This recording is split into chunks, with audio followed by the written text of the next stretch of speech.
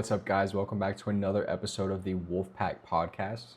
In today's episode, we have a very special guest. His name is Austin Rankin. He is a top producing agent in the Tampa, Florida area, but he is now also one of the top coaches within the real estate game. Not strictly just about mindset. In this video, Austin is going to break down the actual system that he uses to convert his cold calls into listings. He's not only going to share his experiences, but he will explain how each one of his mentors has had a significant impact on not only just his business, but himself as well. If you stay all the way to the end, we're going to be dropping a special word to DM Austin to receive his free scripts and trainings that he has available. I hope you guys are ready for this episode. If you like this type of content, go ahead, make sure you like and subscribe, and leave a comment on what type of guests that you want to see on here next. We are live. This is episode 7 of the Wolfpack Podcast. I have a very special guest today, my man Austin Rankin. If you can just give us a quick 60-second rundown about who you are, brother. All right. Well, Luke, I appreciate you having me on. It's an honor. And I can't wait to see this podcast absolutely blow up because you bring value to everybody every single week. So a little bit about myself. So I'm a little small town guy from Eastern Kentucky.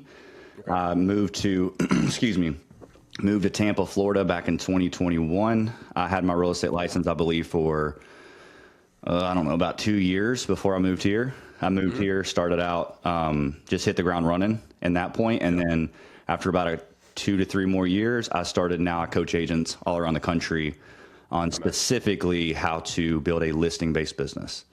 Yeah, and you've done a fantastic job at that, man. I mean, I've probably been following you a lot longer than you've known me for, which is kind of crazy to see you go from top producing agent to now jumping into the coaching aspect of things. Mm-hmm. I think you have so much value, and obviously you do things a lot differently than kind of the mainstream guys do, and that's why people in your community have seen such success.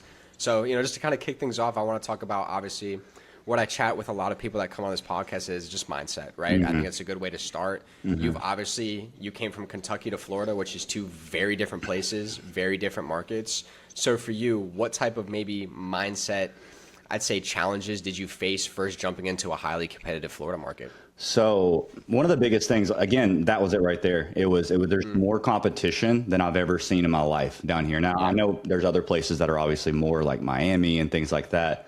But the one thing that I want to point out when it comes to mindset is no matter if there's 10,000 agents or 1,000 agents, the numbers still stay the same. Only about 10% of them do the work.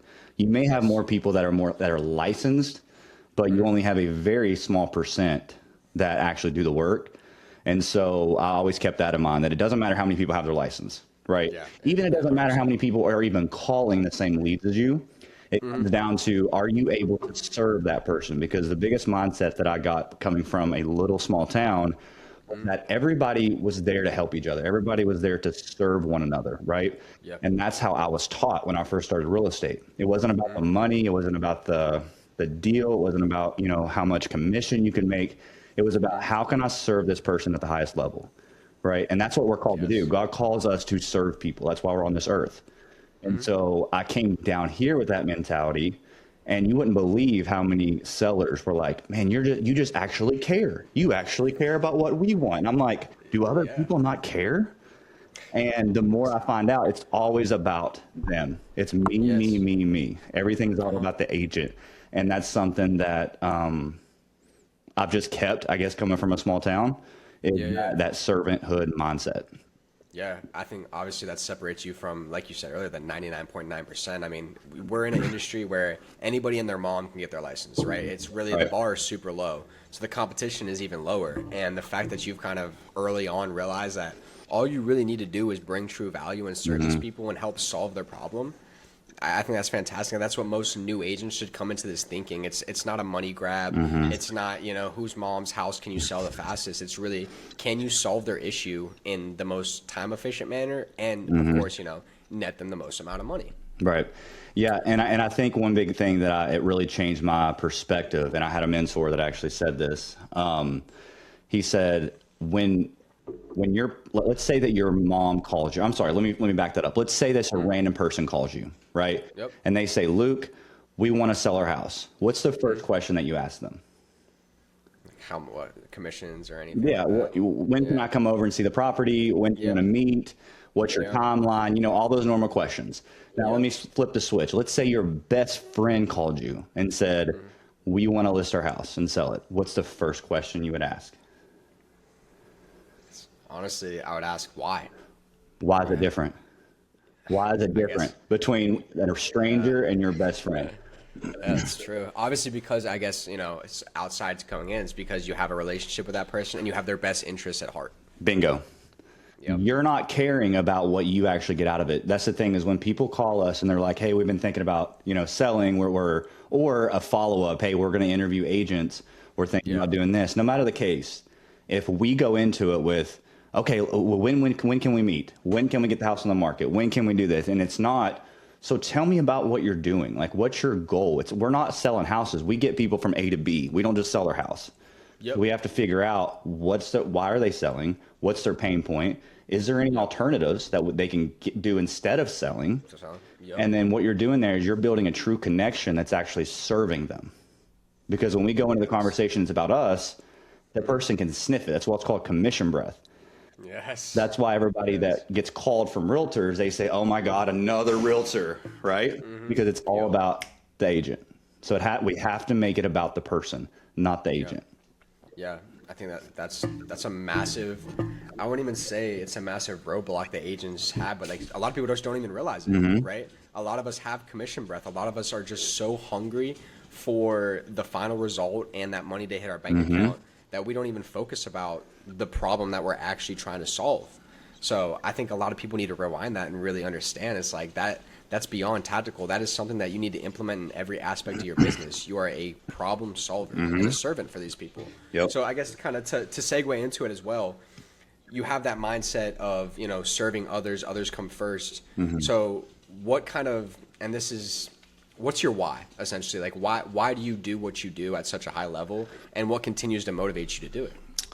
Well, the why doesn't come from anything that has to do with real estate, because to be honest, real estate isn't the purpose that we have in life. Yep. You know, real estate's a tool that we're given. We're blessed to be able to do this. Yes. The why comes from being able to build something bigger and to be able to build a life that I can now give back to what's important to me. So no matter what it is out there, like for me, it's my main goal, my biggest goal in my whole entire life that I ever can do one day is to give more than I take.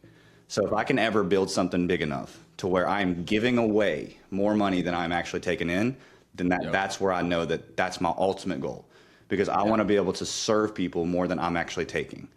Yep. Now, the why behind that comes down to like what we're called to do, right? So success to me is not about what you make. It's not about the money you bring in. It's not about like what you have, the toys, the houses, the lifestyle. It's, are you doing what God called you to do? Some of us are called not to be uber successful. Some of us are called to just be servants in another way, in a 9-to-5 job, whatever it is. That person is not any less successful than a billionaire that's doing what they're called to do, right? Because we know you never see a U-Haul fall in a hearse, right? That's exactly. No, exactly. So you're going to have more fulfillment doing what you're called to do by just following what God wants you to do. Whatever he's called you to do, that's true success, regardless of the money. Yeah.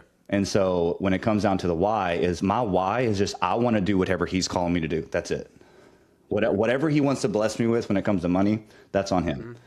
Yeah. But if I'm serving people and I'm giving and I'm doing the things that number one, we're here to build the kingdom, right? So whatever I can do to spread the gospel, to be able to help people, that's number one. Yep. And then number two is, can I build up something, a legacy to be able to pass on to my kids? Because I mean, we're called to do that as well, to provide for our families. Yep. 100%. So my why comes down to, am I doing what he's calling me to do? That's simple. Yeah. And then I'm able to reach that, a little extra nugget. I'm able to reach that because I know that no matter what I'm doing, no matter how many conversations I'm having, no matter how much I'm getting rejected when I'm doing production, he's providing. I'm not the one that's providing. The clients aren't the one providing. He's my provider. That's it. So that's how I can detach from the outcome every single day. Yeah. And obviously, it speaks for itself, but would you attribute that focus and understanding what your why is to the success that you've had, not only in the real estate, but entering into a coaching platform that's probably even 10 times more competitive than real estate? It is. And I'll be very vulnerable on this and just tell you this. Whenever I went from production to coaching, I probably am not even making a fourth of what I made in production. Yeah. Like, things are so rough right now that I'm still trying to build this program, but this is what he's called me to do. Yes. So he's continuing to somehow provide for me every single month when I'm doing this, because again, I still feel successful. The money's not even happening yet. Yep. It's only started at less than a year. The students are getting great results. I'm pouring into them every single week. That's what I'm being called to do right now.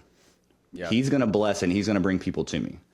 Right. Agreed. And so can I give my success to that? 100%. Now, one thing that I can share this story, and, you know, people might be able to relate to it, but whenever you're like a faith-driven entrepreneur, you have to attest everything to he's providing, right? And so in 2023, I sold 71 units or 71 homes. And so I, you know, in the past, I don't know, 2 to 3 years, I sold over $116 million. Now, in 2023, I had my best year yet. The 2024 came around in January, and I'm going, you know what? I know what to do. I'm get on the phones. I'm going to do this. I'm going to do that. I, right? Yep. About 3 or 4 months went by, had 0 deals. 0 deals. And I'm going, what is going on? I'm literally like, I couldn't get anything to go through. I couldn't get anything to happen for me. And I'm thinking to myself, what's the problem? Like, am I just all of a sudden horrible? Are people just more like, are they harder to talk to on the phone? Are they harder to convert? And I was praying one day and it hit me like a pound of bricks. God said, until you realize who your provider is, you're going to learn. And I was like, okay, all right, I surrender. It's you. Yep. I'm sorry. Because I was thinking, if I do this, this, and this, that's will be my result. It wasn't, you will show me the opportunities. You will show me the people. You will do that. And ever since then, after he told me that, every time I got on the phones, I said, you provide the people. You provide the opportunities. You provide everything, and I will take whatever you give me. Yeah. And then he had continued to blow up my business from there. But whenever I started thinking it was all me, he broke it. He broke it. Yeah. Because I had a pastor tell me this one time. He said, if it doesn't turn to praise, it turns to pride. Oof. And I was so prideful going into that year, and he completely ripped that out of me. Yeah. Humbling. Super humbling. Absolutely. Yeah. And then you kind of realize you're just a vessel for something that's much larger than yourself at that point. You know, we are stewards of what he's given us. That's it. Yeah. No, I think so many people, I would say, even if you aren't super faith driven, right, there's still so much value in that because it's really just obviously understanding the why, but understanding like you are here to serve a bigger purpose, no matter what you believe, right? And it takes for you to really tap into that bigger purpose to start seeing the results, because so many people just chase a dollar sign, right? We probably see it so many times, especially with social media. Everybody wants to be an overnight success, but it's like, it's the people like you, it's the people like all the other individuals who have really, you know, dove deep understanding what their why is, what their bigger purpose is, and they only chase that. They don't chase the dollar signs. And those are the people who are ultra successful. Yeah, it's not about you. It's not about you. That's why it's not about you. When people stop being so selfish and so prideful and just driven by that, like they're so much more fulfilled. Yeah. No. There's two main things, and I learned this from one of my mentors, so Jeremy Miner. Two main things we're driven by, right? Contribution and growth. Yep. That's two main human needs. Yep. So if you ever notice the people that are uber rich and wealthy and they stay in their little mansions and they don't talk to nobody, how happy are they? Yeah, they're never. But the ones that are giving things away, they're contributing and doing whatever, they're happy. The next thing is growth. So even if you've made it in your business and you're over here trying to grow in your spiritual, or you're trying to grow physically, or trying to get in better shape, you're always trying to grow. As long as you're contributing and you're growing, you're going to be happy and fulfilled. Yeah.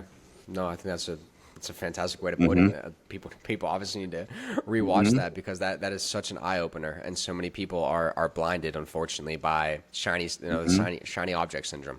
That's really what it is. And Oh, it's today's so good. society, man. Yeah. It's, the goldfish attention span. It's so true. It's so true. And the shiny object syndrome, man, that is so true, because I've got myself caught into it. I don't know how, whoever's watching this has probably done it too. And it's like, there's so many things that you get, like, we see just because of social media of, oh, do this, this will get you leads, this will do this, this will blah, blah, blah. Yes. And here's what I'll tell you. If it's easy and it's sexy, it won't work. Yes, that is the truth. There's nothing out there. There's nothing out there that'll take you from where you are now to where you want to be that's easy and sexy. It's all going to be hard. It's all going to make you want to quit. And it's all going to be something that you got to push through, because if it was easy and sexy, every single person out there, an agent, would do it. Exactly. Like, it's not. Yeah. And also, that's a great segue into, I want to talk about, what you do more in particular, what you're coaching on, kind of what you have figured out in your years of experience, right?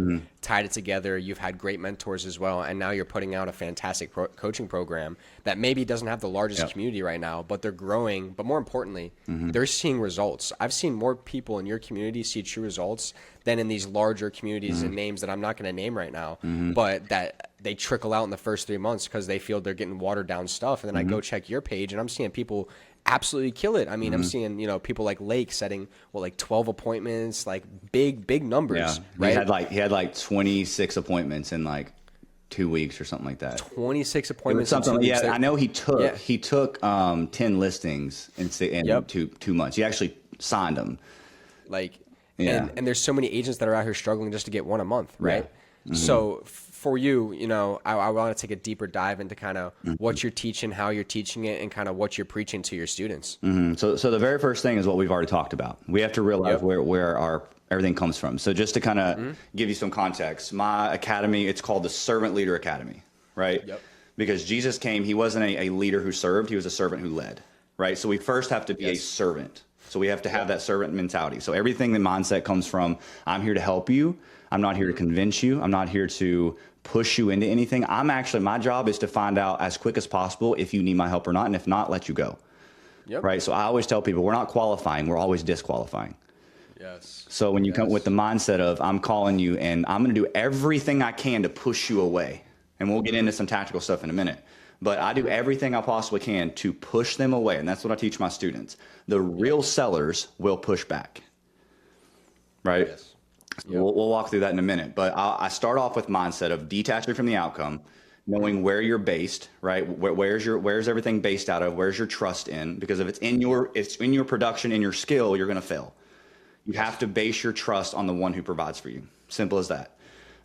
So I start off with mindset, right? Then we have to get them, so they have to go through a foundations course that they have to prove these things to me before they can get to the next part.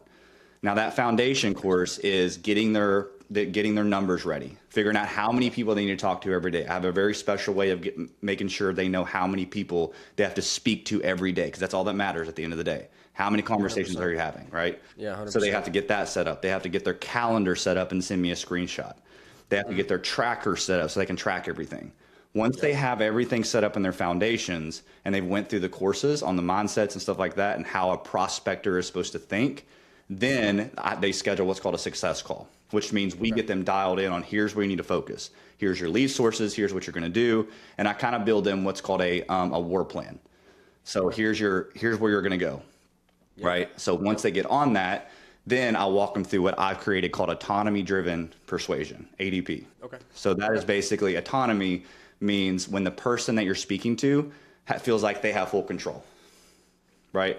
So that always been told this, to have control over a conversation, the other person has to feel like they have it. Yeah, that's true. That's simple. So persuasion comes from a lot of, one of my mentors, Chase Hughes, he's one of the top negotiators, interrogators for the military, and now he teaches people on influence and persuasion. So I learned a lot of this stuff from him, and so I teach people a lot of that persuasion and influence right off the bat. So then once they know that, I give them all the scripts. They get the scripts, they get in the role play rooms, they start making calls, they start listening to other people on call, listen to me on calls, all that kind of stuff. So then they start practicing. Okay, so every time we do check-ins, we see how many people they're talking to every single day. And here's the key. How many no's are you getting? Track how many no's. I call it the no roulette game, or the rejection roulette. I say if you have to get 10 rejections in a row. If you get somebody that says, yes, I'll have a conversation with you. Yes, I'll meet with you. Yes, you can, well, let's talk in 30 days, whatever, you start over. Yeah. You got to get 10 rejections in a row. And believe it or not, that is why people are getting so many results, because they're asking for the business on the phone. But they do it in a way that I'm going to share with you in a minute. So they start doing that. And then now that they start getting the appointments, now we have to know, how do you close the appointment? Right? Yeah. So then I teach them the listing presentation, which all has to do, and a lot of people don't realize this, the close happens at the beginning, not the end. So you have to know how to set the expectation up front and differentiate yourself a lot of times before you even get to the appointment. Yeah. Because when you get to the appointment, you get through the expectations, you're still presenting a lot of the things that other agents are presenting, but they're looking at you through a different lens that they've looked at anybody else. So by the time you get to the appointment, you've pretty much already secured it. So a lot of my students, when they go to an appointment, they're getting it 85, 90% of the time. That's huge. Because, I mean, I know people that are, closing 20, 30%, and now you're talking about 80%. So, and obviously, what do you attribute that to? Putting them in a frame of mind that you're completely different. So there's three main things when it comes to a presentation, and you have to have in a presentation along everything else. But number one is setting the expectation up front. So you have to go through some different steps of differentiating yourself. So one of the big things that I like to do is up front, tell the seller, here are all these reasons, however many I have, of why you probably won't hire me, even if you want to. Yep. So I go ahead and get up all the objections up front. And like, for example, just one of them, hey, I'm not the cheapest agent, but I will get you the best result. Is that okay that we continue? And go ahead and get the objection up front. Yeah, just pre-handling the objections. Now, listen, I'm going to tell you what you need to hear, not what you want to hear. Because right here, I'm holding a list of homes that failed to sell because the agent didn't do the number one most important thing. And what was that? They go, well, I don't know. It's to tell their seller the truth. So unless you want to end up on this list, I'm going to tell you the truth today. Is that fair? Yep. Boom. So I go through that with them in the expectations. Okay. Right? The next thing is you have to speak in a way that creates insight. So insight meaning like, I've never heard it that way. So I go through things called price bracketing, supply and demand audits. I go through positioning, some things that when they go to another agent, they're like, I've never heard of this stuff. Yeah. And it puts it in a position where they go, this guy obviously knows what they're talking about. Yeah, and it blows 100%. their mind, because when they have an insight and they're going, this is totally different, then you're the obvious choice. Because to be 100%. better is not to do anything better. It's just to be different. It's all a perception. Yes. Because we know all agents, we all have the same tools. So who can present those tools in a way that creates that perception that they're better? That's all it is. Then the third thing is your value proposition. So you have to present yourself in a way that will lower their risk and raise their certainty. Okay. Right? So a lot of that's from Alex Ramosi, your offer. Yep. Right? Yep. Lower the barrier of entry, the risk, and raise the certainty. So I show my students how to do that in their value proposition, along with everything else with their comparables and all that kind of stuff as well. That's why we're able to secure it. Now, the big thing too, when I talk about prior to the appointment, the sellers are getting a VSL. They're getting a video that walks them through what they can prepare for. Yes. And they're already sold by the time we get there. Because the way that I do that, the way that I set that up, is it blows their mind before they even meet with me. Yeah, 100%. Because who else is sending a VSL? Nobody's sending a VSL, but nobody else is also delivering a crumble cookie and an actual pre-listing packet to their door before. Yes. Yes. So our show-up rates are also 70, 80%. Yeah. And you attribute to that, obviously, differentiating yourself from the competition, like majorly. I mean, like, the competition's here, and what you're doing is way above. Yeah, majorly. And I'll give credit where credit's due. I've had multiple, I mean, I have 6 different mentors. I paid probably $300,000 to $400,000 for all my mentors in the past however long. I'll just name them right here: Ricky Caruth, Brandon Mulrennan, Jeremy Miner, Chase Hughes, Benjamin Dehaney, and then I've studied a lot of David Sandler. So what I've done is I've studied under all these people for a very long time, and I've taken everything that's worked really well in real estate, because a lot of these people aren't just real estate, right? Yeah. I've taken what works really well for me, and I've made a hybrid system that now is absolutely killing it in the market. Yes. Yeah. Honestly, I want to talk just a little side note, like how important has going out of your way and investing into your business and mentorship been, not only for you, but trickling into the coaching program and how you approach that? It's been everything, because if I never hire these mentors, I mean, I've only been licensed for a little over 6 years. It's insane. But what I can say is if you can't influence yourself to do what's better for you in the future, you're never going to influence other people. Yep. And one of the biggest things, like when it comes to discipline, now this is something like the best definition of discipline that I've ever heard is prioritizing your future self's needs instead of your own self's wants now. So that's it. So anytime you make a decision, anytime you do anything, you're prioritizing your future self's needs, the person who you want to become, before you prioritize your current self's wants. Yeah. That's true discipline. So whenever I make these decisions to invest, I think to myself, what would the person who's already made it, what's the decision they would make right now? Yep. And that's the decision I make. Yeah. And it pays off. 100%. Every time.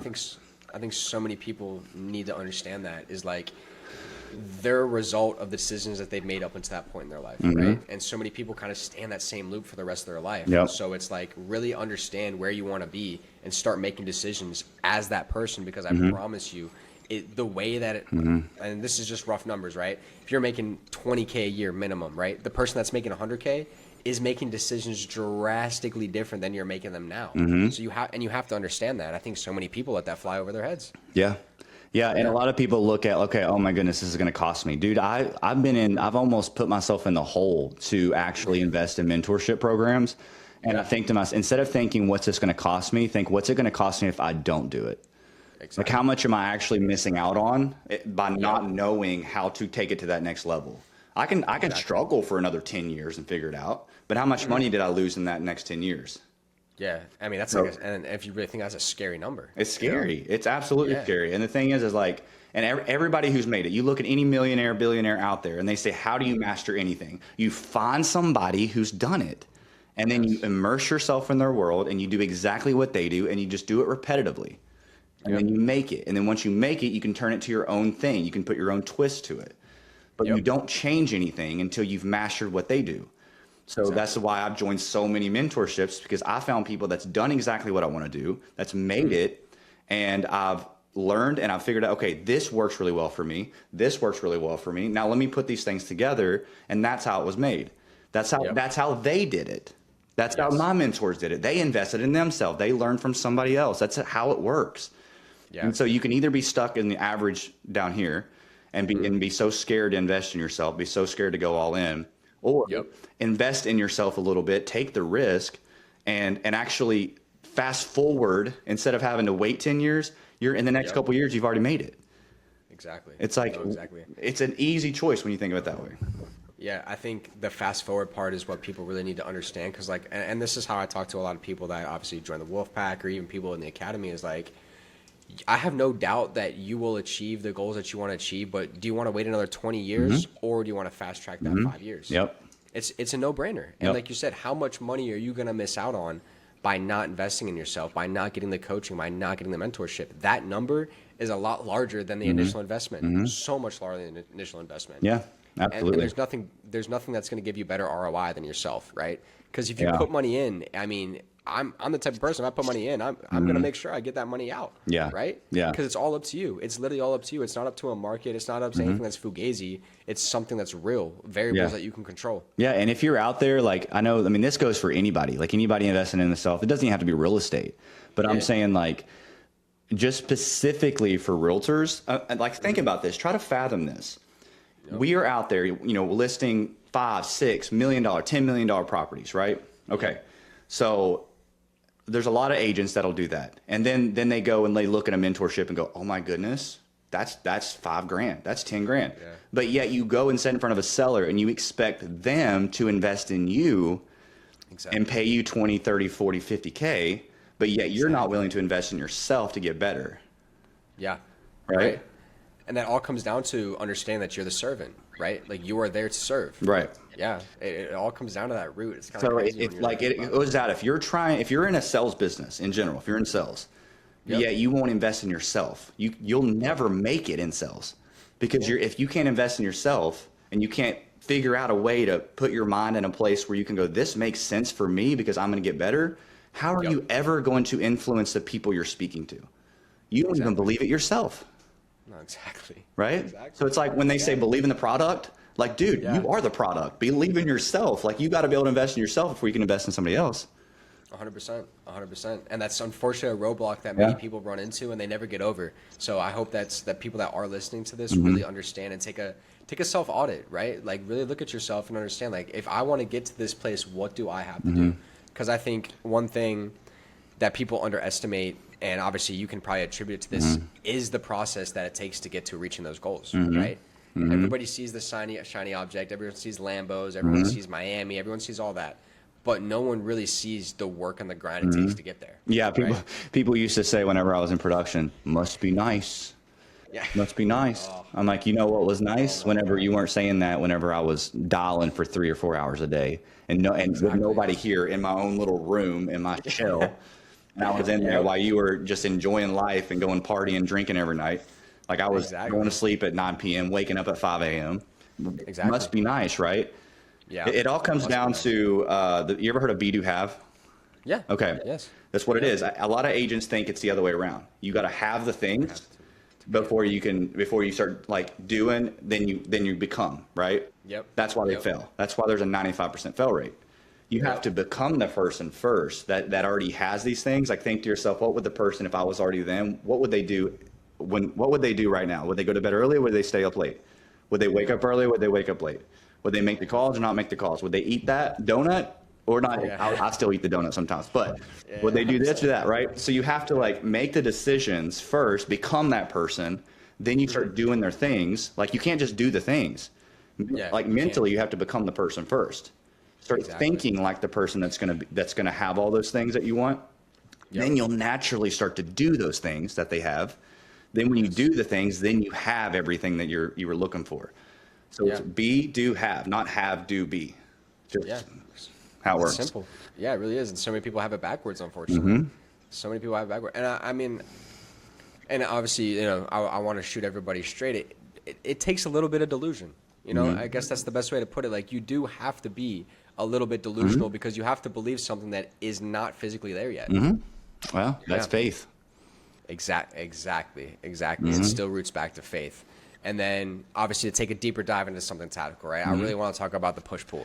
You have me interested, right? I really want to take a deeper dive. So we first have to break down what I called my, it's like basically a process, right? Yep. My conversion chain. So conversion chain is what I call it. So it's a 6-step process that you take a seller through when you're on the phone. Right. And so I kind of have it here. So I make sure I don't get get mixed in the weeds. Cause I get super in depth and you're like, dude, you're way over my head right now. So I got to tell my students, if I start over explaining or you don't understand, stop me. Because like, I've studied this stuff for years. So psychology is like second nature to me.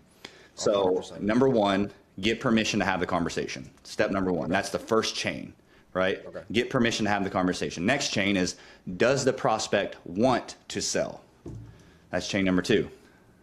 Next chain is, why does the prospect want to sell? The next chain is, what are the alternatives to them selling? And I'll go through all this in a minute and how to use push-pull inside of that. Next is, when does the prospect want to sell? And then, does the prospect already have an agent?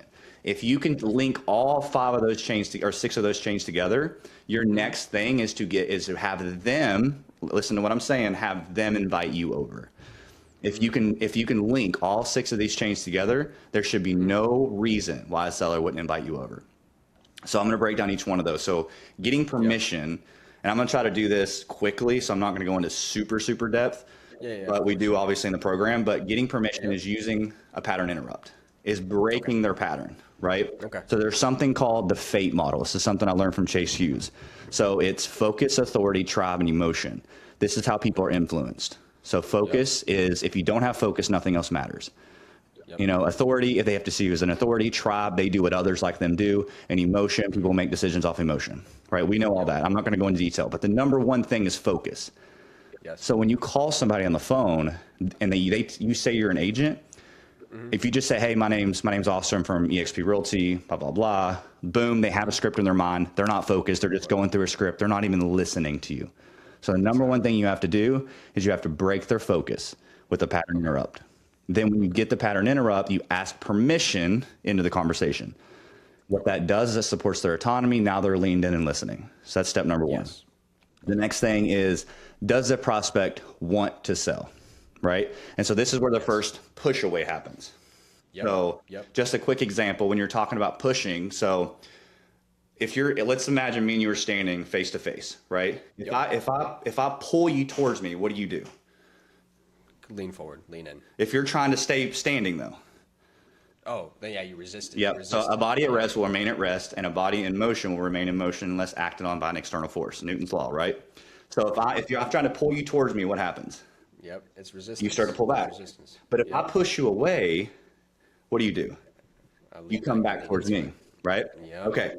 So the very first thing you have to do is you got to push them away. So I just wrote down some examples down to go through with you.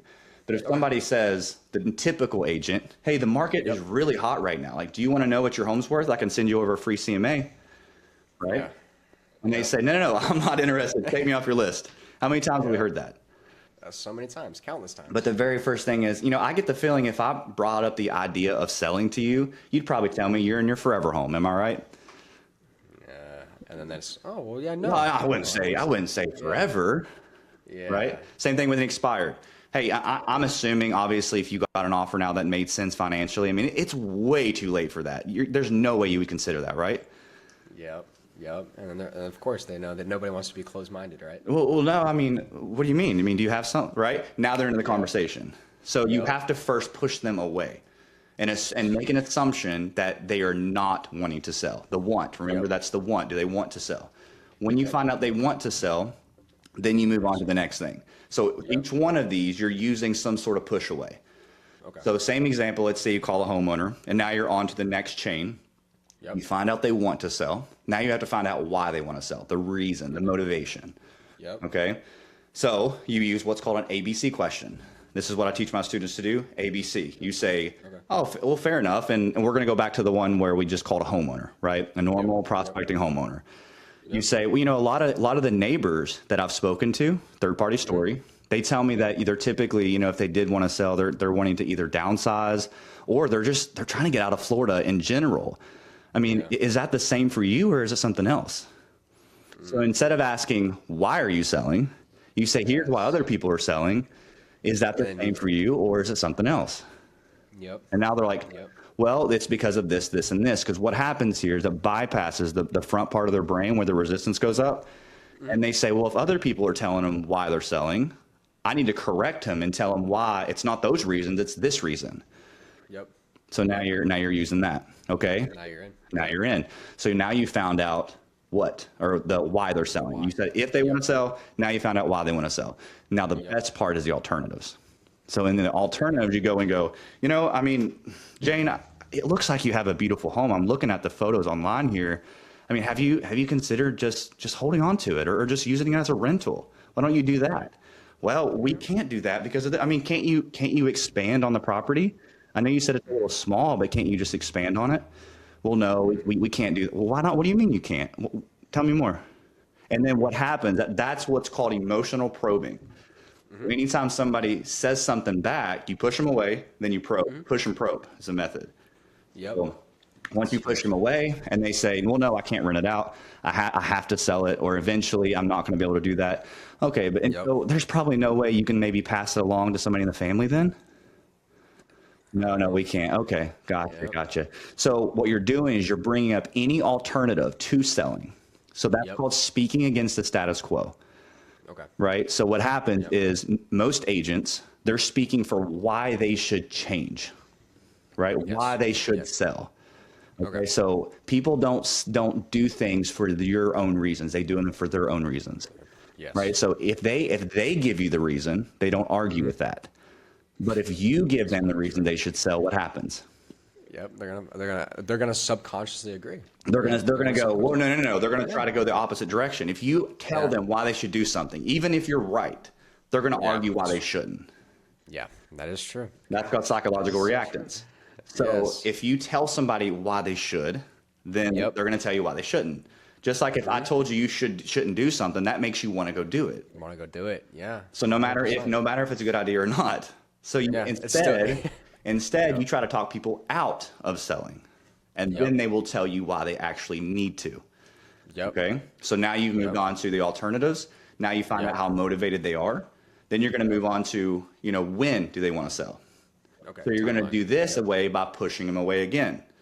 Okay. Okay. Jane, and I'm assuming obviously that you're probably at least 10 years out before you're going to consider that, right? No. We're way sooner than that. We're actually looking probably the next couple of years. Okay. So, if you got an offer for in the next 30 days or so, that would probably be a problem for you, wouldn't it? You still need to find your next place, blah, blah, blah. No, we could probably do this. We could probably do this. So instead of saying, well, listen, I could probably, get you an offer in this time. I could probably do that. You're saying, well, if you did this, that's probably a problem. That's a problem, right? Yeah. Let them tell you it's not a problem. Yeah. Because you're not selling them. They are selling you on Yeah. why they need you. 100%. No, 100%. Now that you've got through that, you're going to go through the very last step, which is how committed are they to another agent?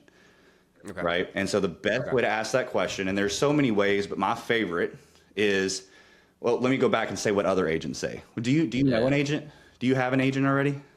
I'd be like, oh yeah, Yeah, I do. everybody knows an agent. When you move to Florida, especially where I'm at, you get your driver's license and your real estate license. Yes. Everybody has it, right? Everybody and their No, mom. everybody. So instead, you say that. Well, that's good. But listen, I do have another call I need to jump on, but I'm kind of assuming, Jane, that if you did decide to do something, whether now or 2 years down the road, you probably have already committed 100% to an agent already, haven't you?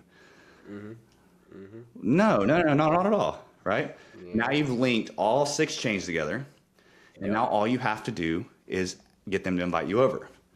Yep. Right? And it's that simple.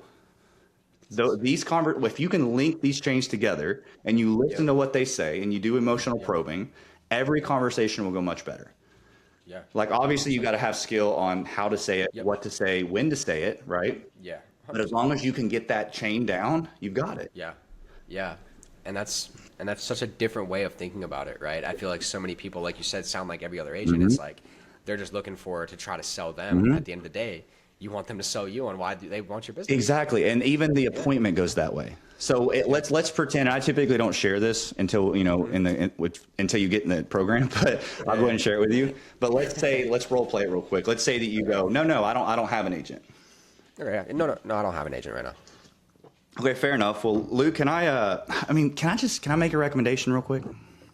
Yeah, of course. And look, I don't even know for sure if I can even help you or not, but Luke, let's just pretend just for a second that you decided to actually invite me over. And once I walked you through really what I do for clients like yourself and what I've done for your neighbors, you genuinely felt like, I could get the home sold and better yet, I could actually net you the money you needed.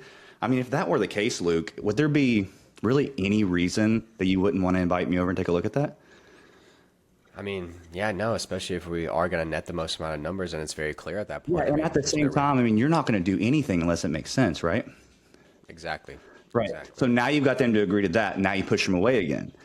Okay. But Luke, listen, if for whatever reason, if you take a look at what I do and it just doesn't make sense, you'll just let me know that up front, right? Oh, yeah, 100%. Okay, so now you've given them control back in their lap to say, regardless of what happens, I have control to say no. Yep. Okay. Yep. So now when would it make sense to invite me over? You can take a look at that and you can decide for yourself if it makes sense to work together, whether now or in the future. Is that fair? Yep. Boom. That's how you close it. Yeah. That's called future pacing, because when you future pace something, they're seeing it from what's called their child their child view. Because we all have these different egos that we can work in. Yep. We have child, we have parent, we have an adult, and therefore when you future pace something, it puts them in their child brain and they start to imagine it. And then you're telling them, you saw this, you felt this, I could do this. What would you do from there? Now they're answering from that feeling that they would have in the future. That's why it's so much more powerful. Yes. Because there's an emotion attached. There's an emotion attached to it. Yeah. Yep. And then before you're done, you pull them out of the child state, put them back into the adult state to where you say, but if it doesn't make sense, you'll tell me, right? The adult goes, yeah, absolutely, I'll tell you. Yeah, the ego comes out again. The adult's the one who makes the decisions. Yeah. So therefore, you got to pull them back to that adult state before you're done. That makes sense. That makes sense. Yep. And then for you, right, do you teach your students to try to close on that call, or is there a follow-up system? There's a whole follow-up system. So I would say most people you talk to on the phone, like most of your listing appointments and your future business is going to come from follow-up, right? You're going to list a bunch on the first call, like especially if you're calling FSBOs and expireds. But if you're calling, downsizers, absentee owners, you're calling circle prospects, your neighborhood dial and stuff like that, it's going to take a little bit of time. So I have a system called the FAV follow-up, FAVE. So it's first impression, automation top of mind, and value through personal touches. So I teach people how to make the best first impression, how to stay top of mind with automation, and then how to deliver value through what's called personal touches. That's so simple. Like this follow-up system is so simple, but I can't explain to you how much results it's actually produced for myself and my students. And it doesn't take you setting up a bunch of automations. You have one or two automations, and that's just literally it. It's insane. Everything else is personal. Yeah. And I think, people need to dive into that, right? Because the money's made in the follow-ups, especially in the type of business that we're in. If I could give any advice to anybody that's watching this, that's a newer agent, or anybody that's maybe struggling, there's three things you focus on.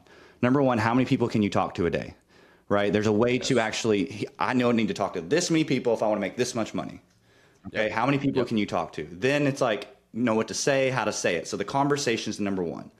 Okay. Number two is your follow-up. You got to have your follow-up system. Number three, you got to have a good listing presentation. If you can knock those three things down, you can make $100,000, $200,000, $300,000, $400,000, $500,000 a year just focusing on those three. You don't have to go and do a bunch of social media. You don't have to have a huge brand. You don't even need business cards. For goodness sakes, you don't even need that. You got to know how to talk to them, how to follow up with them, and how to close them at the listing appointment. And that's what I teach people. That's it. That's huge. So I want to take a little bit deeper dive before we wrap things up. How can people get in contact with you? How can people kind of, discover a bit more about the coaching program and see, if it's going to be the best fit for them?